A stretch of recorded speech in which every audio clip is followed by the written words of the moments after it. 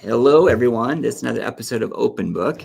I am Billy Price. I am one of the two co-founders of Billy Footwear. And as I typically start off with Open Book, I say these words. I love Open Book. I love Open Book because we as a brand are an open book. And we love to share about our journey that we've been on for, I don't know, like 10 years at this point, and kind of the backstory. But also Open Book gives us a great opportunity to share about those we collaborate with, and also give the opportunity to share with amazing, amazing customers. So today we are so honored. We have Kate Bluth. She is a customer of ours. She is a mom, and we are going to hear her story. So Kate, welcome to Open Book. Thank you so much for having me. So Kate, as I mentioned before this call started, there's so many questions I want to ask you. I was kind of biting my lip because I want to kind of have you share on more of a public setting like this. But Kate, I would love to hear your story and what the Billy brand has meant for your family. Yeah. So I married my husband, Alex, and then shortly after we got married, we were privileged with a beautiful little girl named Everett. And Everett, being a first-time parent, you're so excited about all the milestones and all the things that they're going to do and all the expectations that you have for your kid. And shortly after she turned 1, we just kind of started noticing some things were just a little different, right? And when she turned 2, we learned that she was diagnosed with spastic diplegia cerebral palsy.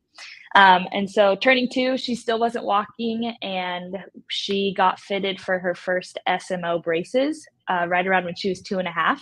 And I was really intimidated by them. I didn't know anyone who had worn braces, and she was slowly starting to progress towards walking, but I couldn't find a shoe that would fit her foot or that would fit the braces while on her foot. So I struggled for quite a while. I tried a few different shoes that would work, or we had to kind of cut them a little bit, or we really had to squeeze them in there. But honestly, really random. One day I was just shopping in Target and I stumbled upon Billy. Billy was in Target. But the shoes, I'm a girl mom. I have 2 little girls, and I love, my kind of theory was like, if my daughter's going to have all these extra accessories, like, we're going to make sure they're cute. Right. So the shoes that were in Target were like black, and they were great shoe. But I was like, I'm going to look online and see if there's something a little more girlier. So I looked up Billy, and sure enough, there were a ton of different options that were more girly and that were her style were cute. And so we bought 2 pairs, 2 different types. We bought the high top and the lower top, and the high top worked perfectly. And she's been wearing those since. She's now going to turn 4 in February. She's walking all over the place. Still stumbles quite a bit, but she now has the SMO and the AFO braces, and both fit so perfectly in the Billy shoe. And it makes it so easy for me to put them on her. She goes to school Monday through Thursday, and so the morning rush of getting kids ready for school can kind of be a lot. And I don't want to have to fight her on putting her shoes on, but Billy makes it so easy where I can just zip it up and she's ready to go. Wow, Kate. Well, first off, thank you for sharing. And secondly, there's so many things that coming to my mind right now, and I can resonate with your story so much. I mean, so like you have 2 kids, right? Yep. I've got 2 little girls. And how old, and what was it? It was 4. Yeah, Everett will be 4 in February, and Bowie just turned 2. She's our other little girl. Okay. So my kids are kind of lined up right about the same as you. I've got a 5-year-old and a 2-year-old. And your comment about like anything you can do to get them out the door faster in the morning. Oh my gosh, that couldn't resonate any more with my wife and I. It's like anything we can do to get them going. It's just been fantastic. So one thing, so is Everett with the braces, does she need a wider shoe, or is it still a narrow shoe? So yeah, she needs a little bit of a wider shoe because the braces they're not super bulky. We're actually lucky enough she has carbon fiber ones, which we love, and they're so cool and they're so lightweight, so breathable for her, but they are kind of bulky on her foot, especially when you're wearing both together. So we needed a shoe that was a bit wider. But like I said, where I wasn't like jamming her foot in there and trying to get it in, the open face zipper just makes it so easy to get her foot in and out with or without the brace. Yeah. Well, just a little bit of history on the brand. I mean, everything you're talking about, like, so when we first started the shoes, it was just a medium width. That's all we had. and Mhm. from customer feedback going like, you know what, we need to have a wider shoe. So Yeah. it was exactly the feedback that you were experiencing that, you know, encouraged us to go wider. In addition to that, encouraged us to be able to have removable inserts inside the Yeah. shoes to be able to have more depth. And then you use the lace to kind of get the fit right. But Mhm. the feedback that, I mean, the success you're having, I love to share that it came from other customers and other families communicating to us like what they needed. And we were able to kind of, you know, accommodate and work it into that shoe, which is, Yeah. so Well, it's and just helping so many other people. I love that you guys as a company are listening to the feedback, but also, I mean, it could be that down the line, like, I mean, technology has really come a long way as far as like braces and different things for sped families, but it could be that down the line that you need to adjust for a different thing or whatever it might be. And I think that's really cool that you have so many options because having a disability is such a broad spectrum, or like there are so many different things within that. And so it's really cool that you're trying to cater to not just one need, but hey, here's a wide range. How can we meet all of these? Yeah. Well, thank you for that. And then, but Yeah, in addition to that, part of our mission is to not necessarily just be, I mean, yes, satisfy the adaptive space, but not necessarily be constrained by it. Be able to create something that's more of a level playing field for totally. anybody. So it's just like, I don't know, like regardless of your ability or disability, um, we're trying to provide something that works for everybody. So that's been Well, fun. and that's what's cool is so I just recently purchased Everett a new pair of shoes because she's growing, and I happened to get Bowie the same pair because obviously we're gonna be matching, and it's cool because Bowie's too like we haven't quite. She's really smart, but like obviously we haven't learned how to tie her shoe yet. But like she totally has got it down. She can zip it herself, and it's fun for her to be like, hey, I'm matching sister, or like Evie's like I'm matching Bowie. Like it's so cool that it does reach everyone. I might need to get myself a matching pair now too. What size foot do you have? I'm 7.5. Okay, so my wife is a 7.5 as well, and you have the luxury. I mean, that's the perfect size foot, and the reason I say that is because with that size foot, it's you can be in the women's sizes, but you can also be in the kid sizes. Yeah, So the that's three of right. you actually could have all The like exact literally, matching ones. yeah, I love it. in the same colored shoes. Yeah. I'm curious, how did you find out about the brand? So honestly, just kind of through searching. I found the shoe in Target and did some research, and then I actually spoke with um we work with for Everett's Orthotics. We work with a company called Goal Pediatrics here in Arizona. That's Mhm. where we live, and they actually recommended your shoe. They recommended a different one first, and I just didn't love how it fit. It kind of left a few little marks on her foot, and so they were like, "Hey, you should try Billy." And I was like, "Oh my gosh, that's so ironic! Like I just found them." And so that's kind of after hearing from them and finding it myself. I was like, "Okay, like people must really like this brand. I'm gonna give it a try." Wow, that's awesome. Yeah, Goal. We've been working with Goal for quite some time, so that's awesome to hear that. I mean, word of mouth is such a powerful thing. I mean, so much of our Totally. success has been through building relationships and word of mouth, and it's remarkable how. I mean, I was just talking about that to somebody earlier today. I mean, just how it compounds over time. Mhm. Yeah, yeah. I I wanted to ask you another thing. Within your story, when you were sharing earlier, that really struck a chord with me. When you get the news, when you get that curveball, like you know, you've got like a bit of a plan, and then you get this curveball, and Mhm. that took me down memory lane too. And I remember like being in the hospital after I broke my neck, and Uh-huh. that was not part of my plan. Totally. And all of a sudden, it's you got to pick up the pieces and kind of move forward the best you can. And there were just so many people around me that you know kind of supported me and kind of believed in me and helped me change my mindset because I went to a very dark place and I was asking questions like why me, which is just an Mhm. unanswerable question. And I I I was just kind of curious if you could share because I know there's gonna be a lot of other families out there that you know have people within their family that have cerebral palsy, Mhm. and I was just wondering if you could touch on like when you first heard the news and um, like where you went after that. Yeah. You know, we had been kind of seeing some things for a while with our daughter, and we're like, something's up, we just don't know what. So I think being in that unknown phase is also really hard for some families. They can notice that something is different, but they don't quite have the answers that they need. Um, but then you get the diagnosis or you get the answer that you're looking for, and you're like, okay, I have the answer now, and I can now move forward with this in a way that will benefit my daughter. Like now I'm like, okay, this is what we have. What are the steps that I can take to give her the best life or give her the best resources that she needs? But when you first get that diagnosis, honestly, I think a lot of people go to that place that you were saying, like, why me? Or like, this is not what I expected or what I had planned. Like, I am somebody who loves to be super active. I love to run. I love to hike. I play pickleball. Like, I do a lot of active things.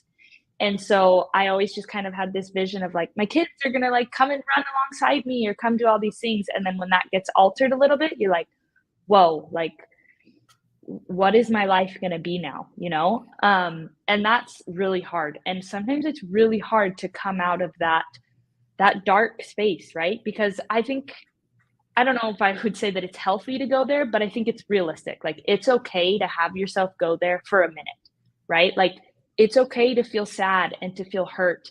But I try really hard, and I think being a sped mom, I think you always kind of struggle with these things. Like for me, it's like, okay, we hit another milestone. It's like, okay, but other kids are doing this or like other kids. And it's really hard not to compare, and you shouldn't. But you just, with each new milestone comes like, okay, what's next or what's this? And that wound kind of gets opened up just a little. But for me and my husband, we've tried really hard to celebrate the things that she does, because whether or not that's the same as what other kids are doing or not, this is her path, and her wins are our wins and our wins are her wins. Like, we really want to make sure that she's celebrated. But and then the other thing is making sure that I am trying to have a positive mindset about it all, because it's so easy to go into that negative mindset. And once you fall into it, it's really hard to come out. So we try so hard to just, you know what? Our path is different than other paths, and that's okay. There's nothing wrong with that. So there is one other thing that I would love to share is, have you ever heard of a poem called The Road to Holland? I have By, not. oh my gosh, you need to look it up. I can't remember what it's by. I think her last name is Kingsley, but you need to look up this poem. Basically, it was a poem written by a mom who had a kid with special needs, and it just basically is like trying to explain to other people like what it's like. And she's like, it's like going on an airplane and you want to go to Italy and do all these things, and next thing you know, you land in this destination and you land in Holland. You're not in Italy, and your itinerary is changing, but it doesn't mean that Holland isn't beautiful. It doesn't mean that these aren't things that you aren't going to enjoy. It just means, you know what, now it's shifted, and that's okay. And I think the other thing, like you said, one other thing I'll add is it's really important to have a village, to have people that are going to be there to support you, because it can get really lonely, especially when you feel like I'm the only one who understands this, or I feel like I'm alone in this situation or this trial. But finding people who you can really lean on and rely on and just go for encouragement to has been so helpful for us. So Wow. That was beautiful. That was absolutely it's beautiful. very long-winded. Sorry. Well, I mean, there was a lot there for sure, but I would not call it long-winded because you were spot on at every point. I mean, there's a couple of things that just popped into my head while you were speaking is, I mean, I shared these words the other day where it's like, there's our strength is our weakness. Mm-hmm. So it's like there is vulnerability. But when we share that vulnerability, like that's where we draw our strength. Yeah. And the other thing is, we need that. We need the community, like we need a community around us that has Totally. that positive reinforcement. But at the end of the day, it still requires like a choice on the individual, the choice that individual needs to take action to be able to, leverage that support. So, yeah. Wow. Well, I know that you're very active. I mean, my gosh, like you're talking about all these different things, like maybe that wasn't like part of the plan, but it's like, I know you're very active with your family. You were sharing that in. I want to put that up on the screen here, on your TikTok. Could you tell me about your TikTok channel and what type of activities are you doing with the girls? Yeah. So one of the things about, I mean, you're a dad, so you kind of get it. But for some reason, that 5 o'clock shadow, that time from dinner time to bedtime can be really, really hard. Especially for my daughter Everett. For some reason, it's just really, really hard. She gets tired easy. It's just that time of day. I don't know. So I tried to find ways to keep her active because like you can't go to bed yet at 5 o'clock. Like it's just not realistic for us. So I tried to find ways to keep her active, to keep her up, and to keep her happy. And she always loved being outside. She loved being outside. Um, she also always loved car rides. But I I decided this last year, I was like, you know what? The weather is so nice in Arizona. It's really hot a lot of the time, but it is really nice in the evening. So I was like, I want to get an e-bike. Like, I think my girls would love that. I live in an area where I have so much accessible to me, thankfully. And so I was like, I'm going to get an e-bike and I'm going to start taking my girls on rides. And so we just started going for rides all over town. We would go to the park. We would go to the grocery store. We would go our longest ride. We've done 20 miles on our bike. Like, it's just so fun. There's a lot of canal paths that we ride. And my sister was like, you should start filming these. Like, people would like to go along with you. And so we started filming it, and Pedal Princesses was born. People can follow us along on our bike rides and the things that we do. And sometimes it's funny. Sometimes my daughter falls asleep on the ride, but it's just been really fun for us to get out of the house. I know that she's happy because she enjoys it, and it's something that we can do together. Wow. Well, so up on screen, everyone, I mean, those who are seeing this, you can see it's the TikTok link. Their handle is Pedal Princesses. But for those listening in, let me read this off to you. So it's at PEDALPRINCESSES.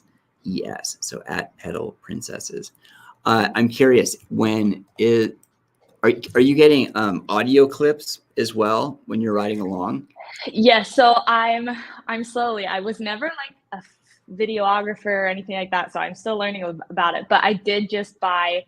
So my daughter Everett is still nonverbal, but my daughter Bowie can talk your ear off. But I just bought little microphones, and so I would love to clip a microphone to her and be like, "Hey, like, let's hear what you have to say on our bike ride." But yeah, for some of my videos, you can hear audio clips, or like there's some videos like where we're getting ready to get on our bike and one of my kids is taking off for the streets. Like, it's very real and raw. It's like, hey, it's hard doing all of these things, but like, just because my daughter has a disability or just because I am a mom with 2 little kids, like, that's not going to stop us from going and doing all of the fun things that everyone else likes to do. So. Well, amen. Well, I mean, Kate, I think I can talk to you all day long, but I do want to be respectful of your time. But I did want to give you the mic one more time. I mean, is there anything we didn't touch on that you'd like to touch on now? You know, we talked about quite a bit. And like you said, I feel like I could talk to you all day too. But I think the one thing that is super important for anyone that's going through any type of trial or struggle, whatever it might be, is finding the resources that are best for you. I am a firm believer that everyone is going to have their own opinion, but at the end of the day, you got to find the things that work for you. And, you know, for some people that might be Billy, that might be the shoe that they need to put on their shoe, or for other people it might be something else. But just make sure that you are really trying to figure out what works for you, because that's what's going to be what benefits you in the long run. Yeah. Well said. I couldn't agree more. Well said. Kate, thank you again so much for your time today. This was really awesome. I'm so glad you were able to join us on Open Book. Thank you so much. Well, everyone else out there, this was another episode of Open Book. Make sure to check in with Kate and her girls. I mean, again, the TikTok handle, Pedal Princesses, and I look forward to going to Pedal Princesses right after this. So, but anyway, this is another episode of Open Book. We'll have another one again really soon. So until then, take care.